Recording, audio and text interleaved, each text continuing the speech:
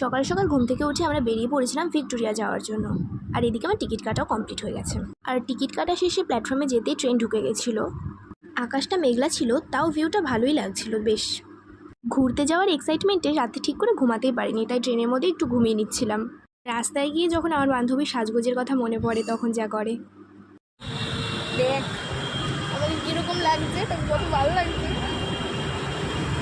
আজকে যা ওয়েদার, যখন অবশেষে অনেক দুঃখ করার পরে এসে পৌঁছে গেছি আমরা। ভাবছি বৃষ্টিতে না হয় তাহলে বৃষ্টি হয়েছিল বলে খুব একটা ভিড় ছিল না সেদিন। তো আমাদের টিকিট কাটা কমপ্লিট, এবার আমাদের ভেতরে ঢোকার পালা। বৃষ্টির জন্য অনেকটাই জল জমেছিল।